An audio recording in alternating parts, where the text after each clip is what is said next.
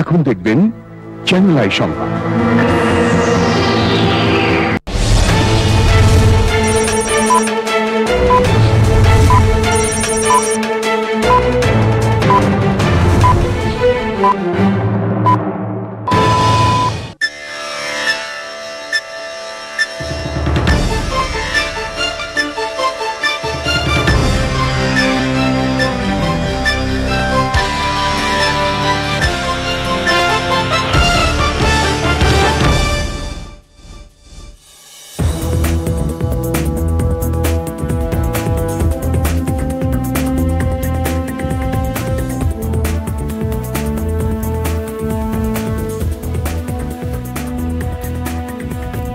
আসসালামু আলাইকুম, স্বাগত জানাচ্ছি চ্যানেল আই সংবাদে। সংবাদ কক্ষে আপনাদের সাথে আছি আমি প্রিয়াঙ্কা। বিস্তারিত সংবাদের শুরুতেই জানিয়ে দিচ্ছি ফ্রেশ প্রিমিয়াম টি সংবাদ শিরোনাম। জলদস্যুদের কবল থেকে মুক্ত এমভি আব্দুল্লাহর নাবিকরা চট্টগ্রাম পৌঁছাবেন আজ, বরণে প্রস্তুত কর্তৃপক্ষ।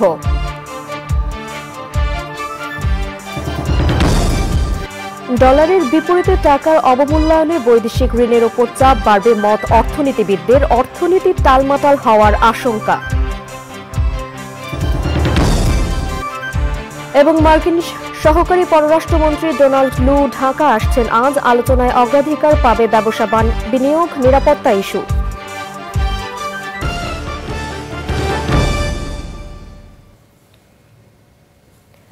সংবাদ শিরোনামগুলো জানাচ্ছিলাম। এখনকার সংবাদ আয়োজন একই সঙ্গে চ্যানেল আই এর ইউটিউব চ্যানেলে এবং চ্যানেল আই এর ওটিটি প্ল্যাটফর্ম আই স্ক্রিনে লাইভ স্ট্রিম হচ্ছে। যাচ্ছে বিস্তারিত সংবাদে। সোমালি জলদস্যুদের হাত থেকে মুক্তি পাওয়া জাহাজ এমভি আব্দুল্লাহর নাবিকদের আজ চট্টগ্রামে নেওয়া হবে। সোমবার জাহাজটি কুতুবদিয়া নোঙর করে, সেখান থেকে লাইটারের জাহাজে চট্টগ্রামে নিয়ে যাওয়া হবে নাবিকদের।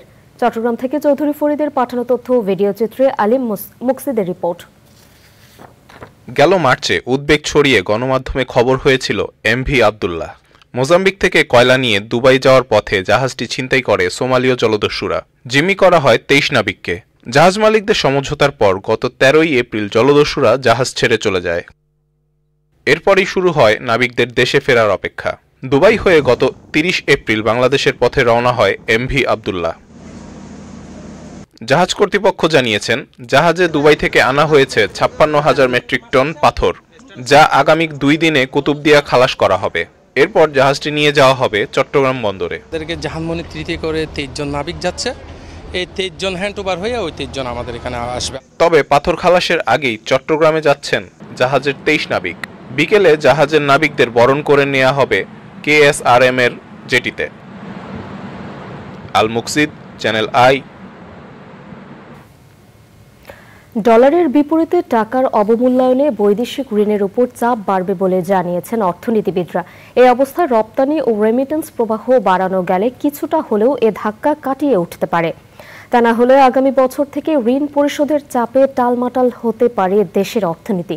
বিস্তারিত তাফিমুল ইসলাম সুজনের রিপোর্টে। গত কয়েক বছরে উন্নয়ন প্রকল্প যেমন বেড়েছে, সেই সঙ্গে বেড়েছে বৈদেশিক ঋণের পরিমাণ। বাংলাদেশ ব্যাংকের পরিসংখ্যান বলছে, গত ডিসেম্বর পর্যন্ত এই ঋণ 10,000 কোটি ডলার ছাড়িয়েছে।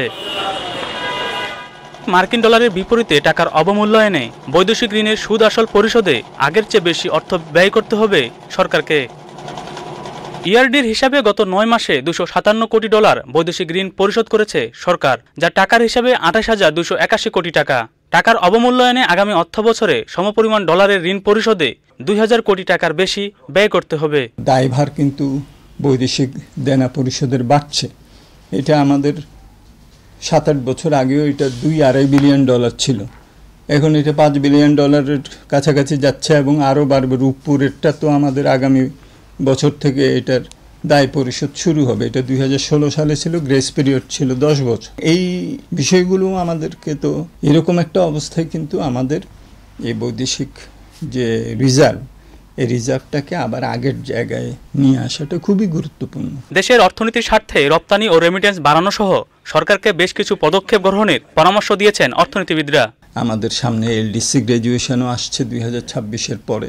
তো এরকম একটা অবস্থা, আমাদের নতুন নতুন বাজার অনুসন্ধান, নতুন বাজারে যেতে হলে আমাদের নতুন প্রোডাক্ট লাগবে। এখন আমাদের যেটা দরকার হবে, আমাদের স্পেশাল ইকোনমিক জোনগুলোকে কাজে লাগানো।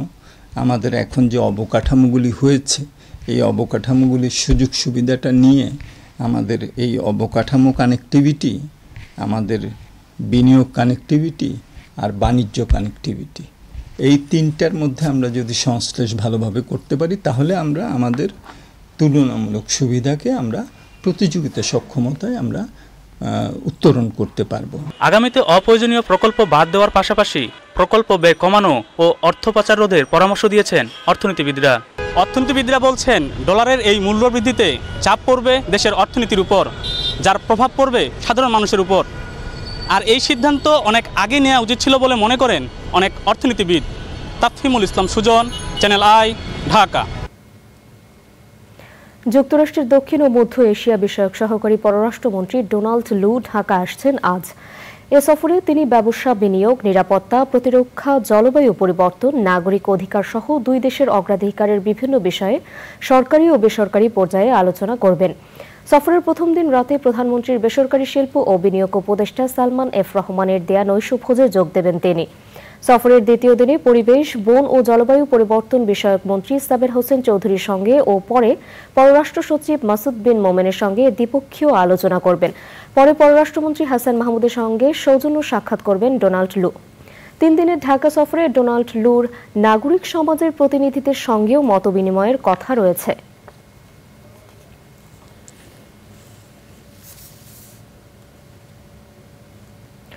গাজায় ইসরায়েলি বিমান হামলায় 14 ফিলিস্তিনি নিহত হয়েছে, আহত হয়েছে বেশ কয়েকজন। মধ্য গাজার নুসৈরাত শরণার্থী শিবিরে একটি 3তলা ভবনে বিমান হামলা চালালে এই হতাহতের ঘটনা ঘটে। গাজা জাতিসংঘের বিদেশি কর্মকর্তাকে হত্যার নিন্দা জানিয়ে পূর্ণাঙ্গ তদন্তের দাবি জানিয়েছে জাতিসংঘের মহাসচিব অ্যান্টোনিও গুতেরেস। জাতিসংঘ লেখা একটি গাড়িতে ইসরায়েলি বাহিনী হামলা চালালে ওই কর্মকর্তা নিহত হয়, তবে তিনি কোন দেশের নাগরিক তা জানায়নি জাতিসংঘ। এদিকে রাফায় স্থল অভিযানের আগে ইসরায়েলি সেনাবাহিনীর প্রধান হারজি হালেভির সঙ্গে বৈঠক করেছেন যুক্তরাষ্ট্রের সেন্ট্রাল কমান্ডের প্রধান মিশেল এরিক কুরিল্লা। যুক্তরাষ্ট্রের জাতীয় নিরাপত্তা উপদেষ্টা জ্যাক সুলিভান বলেছেন, গাজায় ইসরায়েলি হত্যাযজ্ঞকে গণহত্যা মনে করে না বাইডেন প্রশাসন। হোয়াইট হাউসের সাংবাদিকদের সঙ্গে আলাপকালে সুলিভান বলেন, যুক্তরাষ্ট্র হামাসের পতন দেখতে চায়। বিশেষ শিশুদের জন্য বিমান বাহিনীর ব্লু স্কাই স্কুলের আনুষ্ঠানিক উদ্বোধন হয়েছে। বাংলাদেশ বিমান বাহিনীর ঘাঁটি বাসারে এই অনুষ্ঠানে প্রধান অতিথি ছিলেন জাতীয় সংসদের স্পিকার ডক্টর শিরিন শারমিন চৌধুরী। বিমান বাহিনীর প্রধান air chief marshal Sheikh Abdul Hannan সহ বিমান ও সামরিক বাহিনীর ঊর্ধ্বতন কর্মকর্তারা সে সময় ছিলেন। লায়লা নওশিনের রিপোর্ট।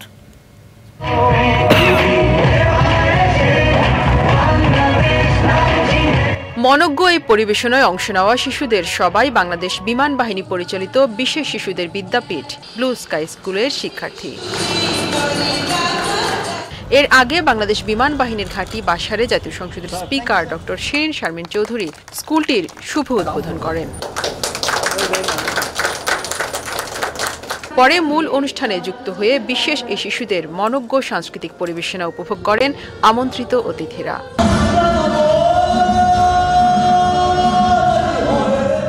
এই শিশুরা যাতে বৈচিত্র্যময় অঙ্গনে কাজ করতে পারে সেজন্য তাদের সক্ষম করার লক্ষ্যে প্রতিষ্ঠানটি কাজ করবে বলে জানান সংশ্লিষ্টরা। আমাদের লক্ষ্য বহুমাত্রিক কার্যক্রম ও বাস্তবমুখী শিক্ষা প্রদানের মাধ্যমে বিশেষ চাহিদা সম্পন্ন শিশুদের মাঝে লুকায়িত সম্ভাবনার অন্বেষণ এবং তাদের সক্ষমতা লালন ও বিকাশ করে সমাজের মূলধারায় এনে তাদেরকে স্বাধীন ব্যক্তি হিসাবে প্রতিষ্ঠিত করা। The Dhaka mercantile cooperative bank limited এটা 1973-তে রেজিস্টার্ড। আমি বিমান বাহিনী থেকে অপশন নেওয়ার পরে বাঁচার তাগিদে এই প্রতিষ্ঠানে জড়িত হই, টাকা ইনভেস্ট করি। বিশেষ শিশুদের জন্য আন্তর্জাতিক মানের প্রশিক্ষণ ও থেরাপি চালু করে প্রতিষ্ঠানটি মানব সম্পদ উন্নয়নে কাজ করে যাবে বলে আশা প্রকাশ করেন জাতীয় সংসদের স্পিকার। আমি বাফুয়া বিমান বাহিনী মহিলা কল্যাণ সমিতিকেও অভিনন্দন জানাই, কেননা এটা আপনাদের একটা অন্যতম প্রকল্প হিসেবেই আজকে ব্লু স্কাই প্রতিষ্ঠা পেয়েছে এবং আপনারা যে এই ধরনের বাচ্চাদের জন্য একটা কাজ করবেন বলে সিদ্ধান্ত নিয়েছেন সেই জন্য আমি আপনাদেরকে অভিনন্দন জানাই। শিক্ষকদের যাতে অটিজম এবং এই ডিফারেন্টলি এবল বাচ্চাদের হ্যান্ডেল করার বা স্পেশাল কেয়ার দেওয়ার ব্যাপারে আরও উচ্চতর প্রশিক্ষণ দেওয়া যায়, সেই বিষয়টির ব্যাপারেও আপনারা লক্ষ্য রাখবেন। পরে বাফওয়া কেন্দ্রীয় পরিষদের সভানেত্রী এবং অন্য সদস্যদের নিয়ে কবিতায় বঙ্গবন্ধু ও বেগম মুজিব বইয়ের মোড়ক উন্মোচন করেন speaker. Laila Nowshin, channel I, Dhaka. দর্শক, এবারে বিরতি, এবং বিরতির পর যা থাকছে: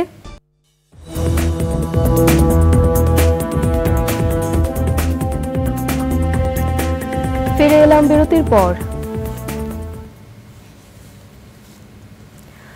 গতরাত 4টায় চট্টগ্রাম থেকে 419 হজযাত্রী নিয়ে বিমান বাংলাদেশ এয়ারলাইন্সের একটি ফ্লাইট সরাসরি মদিনা রওনা হওয়ার মধ্য দিয়ে চট্টগ্রাম থেকে সরাসরি হজ ফ্লাইট শুরু হয়েছে।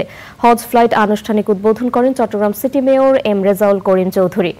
সে সময় বিমানের ব্যবস্থাপক মোহাম্মদ শাহাদাত হোসেনের সভাপতিত্বে হজ ফ্লাইট উদ্বোধন অনুষ্ঠানে বক্তব্য রাখেন বিমানের বিপণন ও বিক্রয় পরিচালক মোহাম্মদ সালাউদ্দিন, চট্টগ্রাম বিমানবন্দরের পরিচালক গ্রুপ ক্যাপ্টেন তসলিম আহমেদ সহ অন্যরা। এবার চট্টগ্রাম থেকে বাংলাদেশ বিমান 22টি হজ ফ্লাইট এর মাধ্যমে 8,000 হাজি পরিবহন করবে। এর মধ্যে সরাসরি 2টি ফ্লাইট মদিনা এবং 20টি ফ্লাইট জেদ্দা যাবে। চট্টগ্রাম থেকে 9 জুন সর্বশেষ হজ ফ্লাইটটি ছেড়ে যাবে।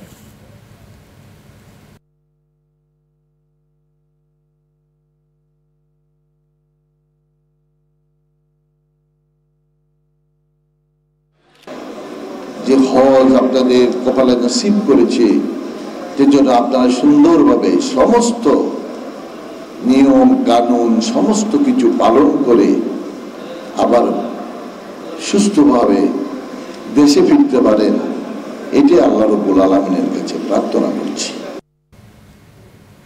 এবারে কৃষি সংবাদ।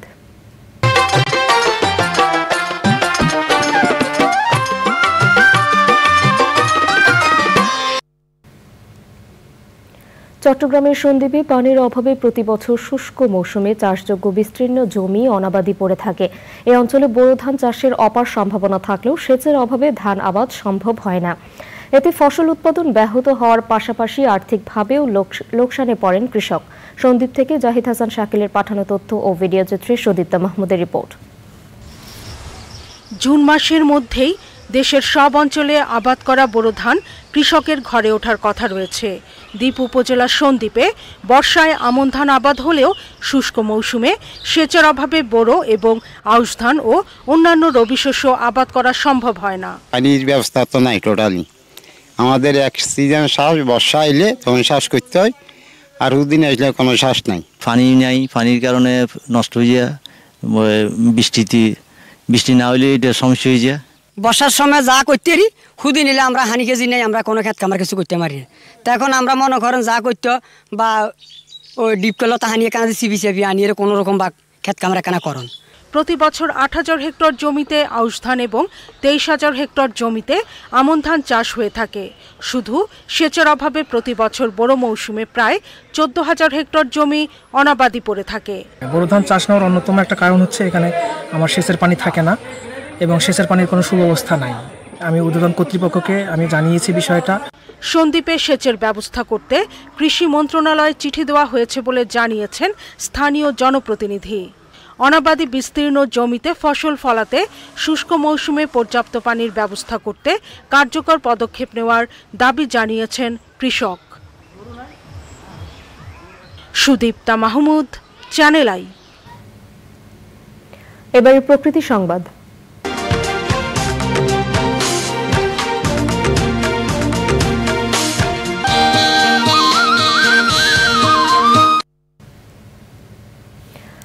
কক্সবাজারের পেকুয়ায় টয়টং মধুখালী এলাকায় সংরক্ষিত বনাঞ্চল থেকে উত্তোলিত 4 লাখ ঘনফুট বালু বনের ভেতর মিশিয়ে দেওয়ার আদেশের সকল কার্যক্রম স্থগিত করেছেন আদালত। বনের বাস্তুতন্ত্র ও জীববৈচিত্র্য রক্ষায় পূর্বের আদেশ বহাল করার দাবি জানিয়েছেন পরিবেশবাদীরা। সারোয়ার আজম মানিকের তথ্য ও ভিডিও চিত্রে সাবরিনা হাসানের রিপোর্ট।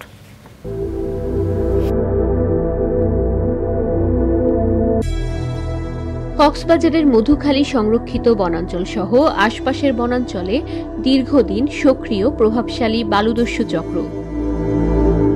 প্রতিনিয়তই গণমাধ্যমে বন ও পরিবেশ প্রতিবেশ ধ্বংসের চিত্র উঠে এলেও থেমে নেই অপরাধী চক্র।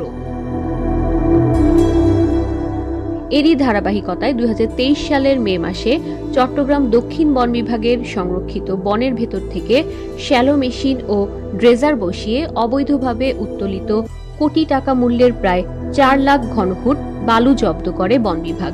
সম্প্রতি প্রাণ প্রকৃতি রক্ষায় জব্দ করা বালু বনের নিচু ও সমতল অংশে বিছিয়ে দিয়ে তাতে পর্যাপ্ত বনায়নের নির্দেশ দেন আদালত। এখানে পর্যাপ্ত সংখ্যক বনজ চারা রোপণ করে বাগান সৃজন করার জন্য আদালতের যে নির্দেশনা 30 দিনের ভিতর এটা করতে হবে।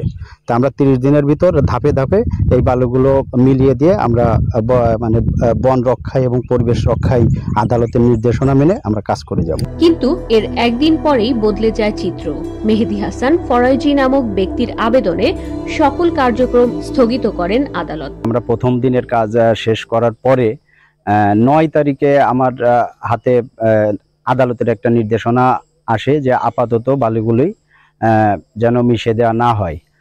আমরা আশা করতেছি যেহেতু এটা আমাদের রিজার্ভ হারবাং মৌজার সংরক্ষিত বনের ভিতরের বালু, সেহেতু আদালত বন ও পরিবেশ রক্ষায় আমাদের পক্ষেই রায়টা দেবেন এবং এই রায় পাওয়ার পরে আমাদের যে চলমান কাজ আপাতত স্থগিত আছে সেই চলমান কাজ আমরা অব্যাহত রাখবো। রিপোর্টটা দাখিল হলে তখন দেখা যাবে আসলে বালিগুলা গহীন অরণ্যে বনের জমিতে বনভূমিতে মজুত করা হয়েছিল।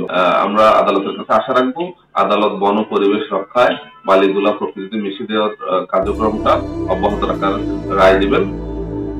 বন ও বাস্তুতন্ত্র রক্ষায় সকলের সচেতনতার পাশাপাশি আইনের কঠোর প্রয়োগের দাবি পরিবেশবাদীদের। সাবরিনা হাসান, প্রকৃতি ও জীবন ডেস্ক, চ্যানেল আই। এবারে খেলার খবর।